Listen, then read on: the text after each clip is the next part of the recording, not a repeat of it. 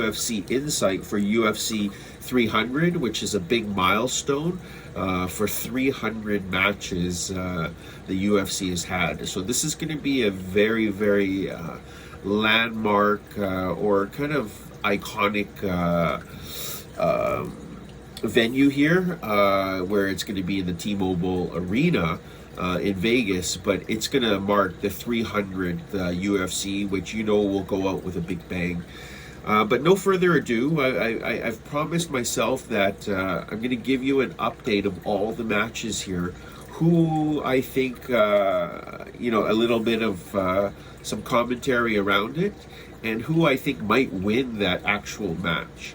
And if you do end up using any of the information here, or you do enjoy some of the content, or you do enjoy UFC, please like and subscribe, right? It's just as easy as that, because it helps me kind of share some of the things that I feel unmotivated and how I try to get remotivated back, not only to the workforce, but in life in general. So, yeah, I'm going to start right away with Bobby Green and Jim Miller. So if you look on the side here and a little bit of their stats, you can tell that they're veterans of the game.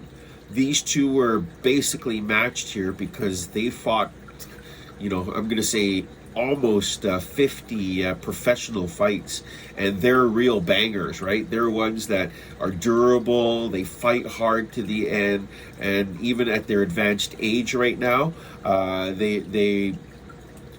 they'll showcase really well. I think this one here, I'm going to lean towards Bobby Green because Bobby Green here probably has a little bit more power than Jim Miller, and I think he has a reach advantage here, at least 2 inches, and his kicks would probably keep the good distance away from Jim Miller too. But look for Jim Miller to try to take a couple of takedowns, but I think Bobby Green should be able to fight off some of those takedowns and kind of either go for the decision or go for the knockout.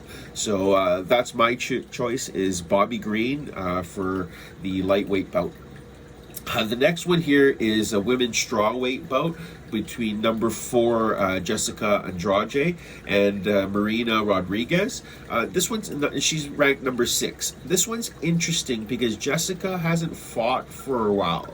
And if I remember, she probably hasn't even fought for like a year and a half or so due to some injuries. So her inactiveness is the one that makes me question a little bit about if she's going to be ready or right. And obviously, when I say this, it is not that if she's going to be ready, is she going to be in her peak? Like, is she going to be like right up there, or is she going to be just kind of competitive the first time? And I think Marina Rodriguez, because her stature is a little bit larger, and Jessica's always had a little bit of problem with some of the really, really tall ones that are good strikers, I think that I'm going to put the nod to Marina Rodriguez for this match here. The next one here is the featherweight bout for a ranked fighter from Nigeria, Sodiq Youssef. And he's fighting Diego Lopez, and this one's interesting because Diego here is a big jiu-jitsu fighter. At least that's what I kind of know him as. He's fought a few UFC matches here, not really memorable in my books, but what I'm going to say that I think this Brazilian here will win either on points or on his jiu-jitsu skills. So I'm going to give the nod to Diego Lopez. This next one is going to be super, super fun. And this is for the women's bantamweight bout. And you guys all know kind of Holly Holmes. She's ranked number 5 in the division here. And she's fighting a lady called Kayla Harrison. And she's actually from, she was trying to jump from, she was the, PFL champion, but she generally fights at 155. So she's dropping 20 pounds to come into the UFC because she was off contract. So it was quite a surprising match for everyone, because for her to drop kind of like to that 135, everyone said that she might not be in peak condition or form because she might cut weight too much. But I still think, based on Kayla Harrison's aggression, her her strengths are you know, a very aggressive punch technique, and then I think that she'll be able to take Holly Holm very easily if it comes down to the mats. And I know Cyborg is training with Holly Holm right now, but I don't think that will make a difference. I think on the debut of Kayla Harrison, she's going to win this one. The next one's going to be a real banger, and this is the bantamweight one for Davison Figueroa. He's kind of the ex-champion, and he was originally fighting kind of like at that 135. They're both going to be coming back to that 135 range, but he was actually thinking of going to 145 at one point.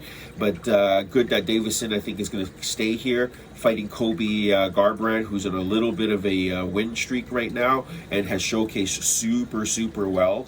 But I still think the ex-champion Davidson Figueroa is going to win here, at least by decision, but I think it's going to be a banger and maybe a first round knockout here, because both of them will come wildly punching in the round.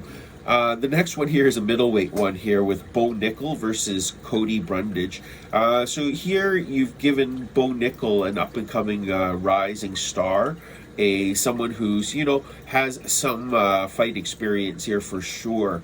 But this is going to be a big mismatch, because I think that Bo Nickel is going to want to showcase a bit of his, not only striking, he's done very well, but a bit of his kind of maybe more aggressive wrestling style.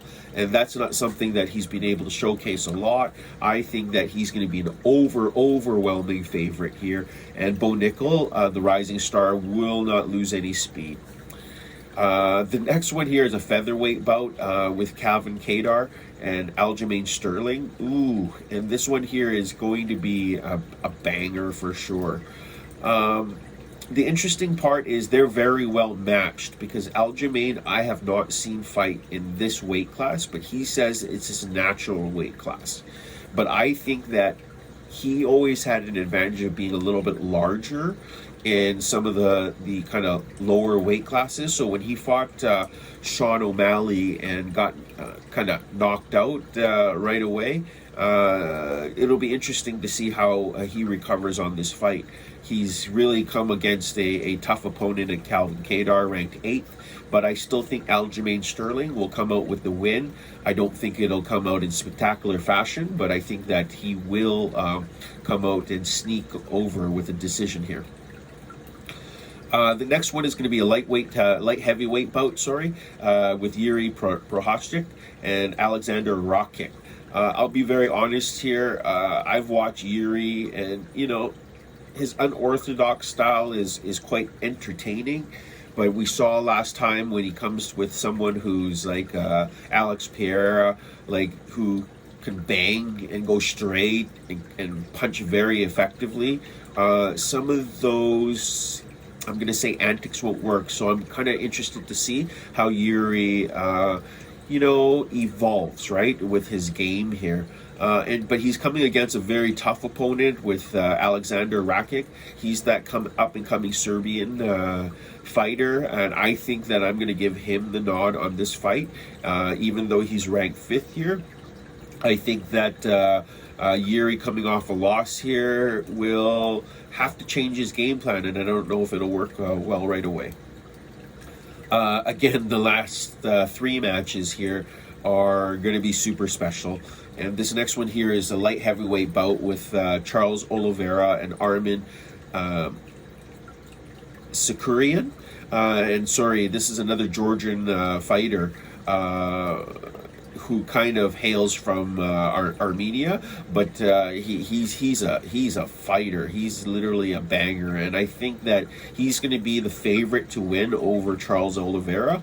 But guys all know Charles Oliveira is an ex-champion. He always finds a way to kind of does his best, and I'm actually going to give the nod to Charles Oliveira here. He is an ex-champion. I think he's been through the ringer before. He wants to fight the top in each class, be a champion again, and his shoot boxing style definitely will come out on top. So I think that let's give him a nod for this one, and that will be probably going against and choosing the underdog on that one. The next one is a real banger with Justin Gaethje and Max Holloway. And here, I don't really want to go in too much. Both of them are going to be striking non-stop, and I think with heavy blows. And Max Holloway is going to showcase some of his boxing, footwork, and probably jabs. But I still say at the end of the day is Justin Gaethje with his power will probably deliver a few uppercuts or at least a stoppage, I believe, on Max Holloway. It's going to be a knockout. I think Justin's really come out here, and this is for the BMF title, and I think that he's going to showcase a lot of what other people have said, as that he's one of the stronger punchers in the division. And I apologize, I said 3, but there's 2 left here. After going through the last 2, is I've got a women's strawweight title bout. This one's here going to be a big one because it's the Chinese fighters, Zhang Weili and Yang Xiaonan. And both of them are hailing from China, so they're hoping the viewership on UFC 300 will be massive, and it will. This is truly a great matchup, and I think evenly matched from a striking standpoint, where I think the difference where the champion's going to come in is going to be through aggression and through grappling. She's found a way to kind of evolve her game, either through either her Muay Thai clinching or her, I'm going to say grappling, jiu-jitsu, or sambo. There's something that's going on there that I think that when she's in body clinches and stuff, she's definitely much stronger. So I think that I'm going to give the nod to the champion on this one. The next one here is the title match for the light heavyweight championship, and the current champion is Alex Pereira, who's kind of someone who, you know, is finally being a bully in some of the weight divisions, but he's going to meet Jamal Hill, who's going to be approximately the same size. Where I think the big difference here, and the champion is going to be at odds, is going to have the odds against this one, is Jamal Hill has been on injury from a basketball injury probably for about a year and a half. So I don't know if ring rust will play a role here. They both have the exact same record in the UFC here. I think also the difference is, can he really take on such a high-level striker at this part of his career? I know that Alex Pereira is 43, so my personal cheer is going to be for him. He's going to try to avenge a loss for Glover Teixeira, and myself being 47, I'm just cheering for the older guy here. And Jamal Hill, I believe, is 31. His right overhand punch will knock most people out, including Alex Pereira, but I believe that Alex is going to have a good game plan, and he's usually a very linear straight fighter, so you'll see a lot of jabs, a lot of kind of right crosses and stuff, uppercuts, and then the way that he'll shield, I think that when he puts up his elbows and he shields himself there, it'll protect himself a lot from Jamal Hill's kind of overhead rights, which will knock out 90% of the people. So anyways, that's my update today. Hopefully this is something that I've actually really enjoyed. I won't lie. I just recorded for 18 minutes straight here, and this is something that I'm not usually comfortable doing, but like I said, I'm forcing myself to kind of showcase that you can do things out of the ordinary, do things that maybe you'll enjoy a bit more, and do it for yourself first. And then the more that you continue doing these things, the more experience you'll get in it, and then you'll hopefully enrich in other people's lives. All I ask is that you like and subscribe, and press yes to some of this content. But the other reason too is I just want to know that I'm helping someone. So if you do win some money or something like that, please come back and subscribe to my channel and like my content. Okay? Take care. Talk to you soon.